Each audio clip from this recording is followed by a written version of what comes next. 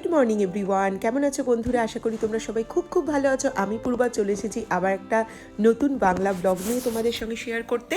আজকে হলো সোমবার আর এই শনিবার ছিল সরস্বতী পুজো। এই উইকেন্ডটা খুব মজা করে আমরা কাটিয়েছি। আমার এক বন্ধু এসেছিল অরুস থেকে, আমার এক বোন এসে আছে আমার বাড়িতে প্যারিস থেকে, তাই বাড়ি একদম জমজমাট। এই শনিবার এবং শুক্রবার দুদিনই আমরা বন্ধুদের সঙ্গে অনেক হইচই করেছি। আর সেই ক্লিপিংসগুলো সরস্বতী পুজোর দিন কী কী করলাম সেটা আমি ভিডিও শেষে তোমাদের সঙ্গে শেয়ার করব, গান বাজনা এক্সেট্রা। আর এখানে দেখো আমার মিষ্টি বোন, তার নাম হলো বর্ণনা, আমার কাজিন কাকুর মেয়ে। আর ও প্যারিসে পড়াশোনা করতে এসেছে, সেখান থেকে ডেনমার্কে এসেছে আমার বাড়িতে। এর আগেও একবার এসেছিল একটা ভিডিওতে, এর আগেও ওকে আমি দেখিয়েছিলাম। আর এই আজকে একটা ভীষণ সুন্দর দিন, সোমবার। আমি সকালে ব্রেকফাস্ট দিলাম ওকে দিচ্ছি এই ম্যাগি আর তার সঙ্গে পোচড এগ। বিক্রমও সেটাই খেয়েছে। আমি খাবো একটা হেলদি ধোসা। আর তারপরে আমি রান্না করব আজকে দুপুরের সিম্পল মেনু, কারণ শনিবার এবং শুক্রবার খুব বেশি খাওয়া দাওয়া হয়ে গেছে, বুঝতেই পেরেছো, বন্ধু বান্ধবরা মিলে পার্টি করলে যেটা হয়। তো সেই জন্য আজকে একদম সিম্পল খাবার। এই মুগ ডালের ধোসা, এই রেসিপি আমি তোমাদের সঙ্গে পরে আবার কখনো শেয়ার করব। ভীষণ ভালো খেতে এটা। তো এটা খাচ্ছি আমি এখন। এটা খাওয়া দাওয়ার পরে আমি দুপুরে রান্না করব এবং কী রান্না করছি সেটা তোমাদের সঙ্গে শেয়ার করছি। আজকে দুপুরে আমি রান্না করব আলু পটল দিয়ে পাতলা করে রুই মাছের ঝোল। এটা একদম টিপিক্যাল বাংলা রেসিপি এবং আমরা এইটা খেতে খুবই ভালোবাসি। রুই মাছ এখানে খুব ফ্রেশ পাওয়া যায়। আর রুই মাছটা বিভিন্ন রকম সবজি দিয়ে, কখনো আলু বিনস বড়ি দিয়ে, বা কখনো ফুলকপি দিয়ে, কখনো একটু মাখা মাখা করে মটরশুঁটি আলু দিয়ে, বা এই সিম্পল পাতলা করে পটল দিয়ে খুব ভালো লাগে খেতে।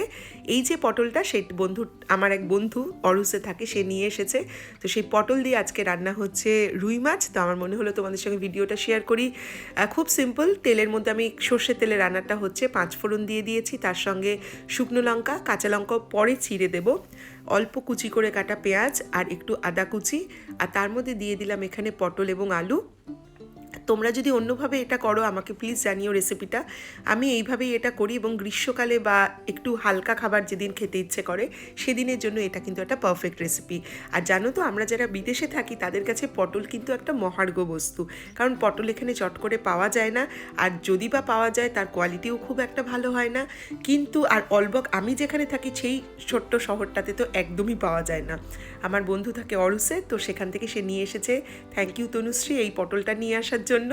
তো সেইটা দিয়ে আমি এখন রান্না করছি আলু পটল দিয়ে রুই মাছ।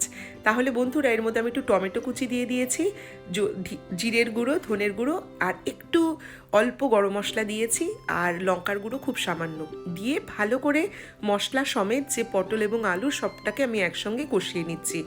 কিন্তু যদি আরও টেস্টি করতে হয় তাহলে আগে আলু পটলটা ভেজেও তুলে রাখা যেতে পারে মাছ ভাজার সঙ্গে, কিন্তু আমি সেটা করিনি, কারণ একটু হেলদি করে বানাতে চাইছি বলে একসঙ্গেই সবজিটা দিয়ে দিয়েছি।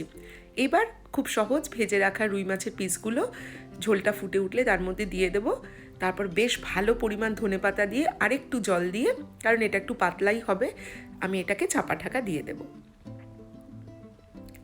আজকে একটা ছোট্ট ভিডিও তোমাদের সঙ্গে শেয়ার করছি, কারণ যেহেতু উইকেন্ডে খুব ব্যস্ত ছিলাম, কোনো রকমভাবে বড় ভিডিও, কোনো ডায়েটের ব্লগও তৈরি করা হয়নি আমার। তো আমার মনে হলো আমার রোজকার সিম্পল লাইফস্টাইল দেখতে যারা ভালোবাসো তারা অনেকেই বলো সাধারণ জীবনযাপনের ছোট ছোট দিনগুলো, সেগুলোই শেয়ার করতে। তা আমার মনে হলো যে আজকে একটা সোমবারের ভিডিও বানাই, কারণ কালকে মঙ্গলবার আমার ভিডিও দেওয়ার দিন। আর মনে হলো এই ভিডিও শেষে আমি তোমাদের সঙ্গে শেয়ার করি আমরা কিভাবে সরস্বতী পুজোয় গান বাজনা করলাম, কি করলাম, সেলিব্রেশন কিভাবে হলো সেটা। তো সেই ভিডিও ক্লিপসগুলো আমি এই ভিডিওটা শেষে তোমাদের সঙ্গে শেয়ার করব, কারণ আমি সত্যি মনে করি ইউটিউব একটা ফ্যামিলি, এবং তোমরা যারা আমাকে ভিডিও নিচে কমেন্ট করো তাদের কমেন্ট পেতে আমার খুব ভালো লাগে। তো সেই জন্য এরকম ধরনের ভিডিও শেয়ার করতেও আমার ভালো লাগে। তো গল্প করতে করতে এখানে আমার লাঞ্চটা একদম রেডি। দেখো এখানে রুই মাছের ফ্রেশ ঝোল একদম তৈরি। অনেকটা রিচ খাওয়ার পরে যখন আমাদের একটু হালকা খেতে ইচ্ছা করে তখন কিন্তু এই ধরনের রেসিপিগুলো খুবই ভালো লাগে।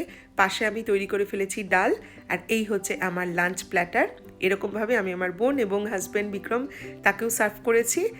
আর একটু লেফট ওভার চিকেন ছিল ফ্রিজে, তো সেইটাও নিয়ে নেওয়া হয়েছিল। তো সব মিলে লাঞ্চটা কিন্তু ভীষণ টেস্টি আর ভীষণ জম্পেশ হলো। তো তোমাদের কার কার ভালো লাগলো এই রেসিপিটা আমাকে প্লিজ নিচে কমেন্ট করে জানিও। এই এখন বাজে প্রায় 1:30, আমি আর বোন একটু হাঁটতে বেরিয়েছিলাম, বাইরে শহরটা একটু ঘুরে এলাম, কারণ আজকে ওয়েদারটা খুবই ভালো। তারপরে এসে আমি আমার ভিডিওটা বানানো শুরু করলাম। আর এই হলো আমার আজকের লাঞ্চ। তাহলে চলো এখন দেখিনি শনিবার আমরা কীরকমভাবে এনজয় করলাম আমাদের এখানে সরস্বতী পুজো সন্ধেবেলা। পুজো আমরা করিনি, কিন্তু আমরা সবাই একসঙ্গে হয়ে একসঙ্গে হলুদ শাড়ি, জামা কাপড়, পাঞ্জাবি ইত্যাদি পরে সবাই এক জায়গায় হয়ে আমরা গান বাজনা করেছি এবং এইভাবে আমরা দিনটাকে সেলিব্রেট করেছি। তো আমার মনে হয় তোমাদের ভালো লাগবে। ছোট ছোট গানের ক্লিপিংসগুলো তোমাদের সঙ্গে এখানে শেয়ার করছি। আর একদম শেষে থাকছে আমার বোন প্যারিস থেকে যে এসছে তার করা একটা অসাধারণ সরস্বতী বন্দনা। তো আশা করি তোমাদের ভিডিওটা শেষ পর্যন্ত দেখতে ভালো লাগবে।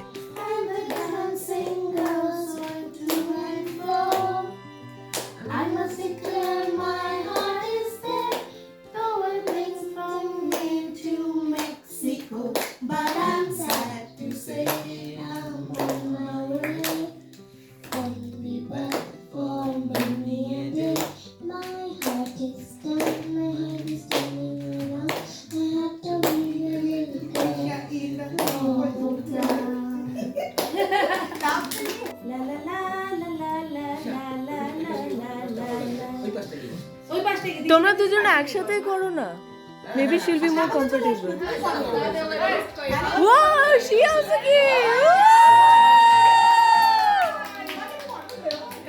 হ্যাঁ, স্বাগতম বসবো।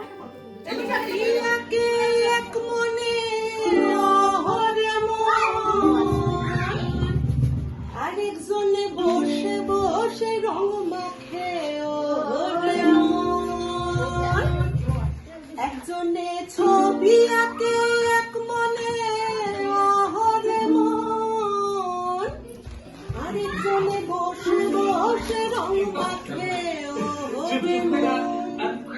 ও আবার সেই ছবি খানে নষ্ট করে কঞ্জনা কঞ্জনা, সেই ছবি খানে নষ্ট করে কঞ্জনা কঞ্জনা।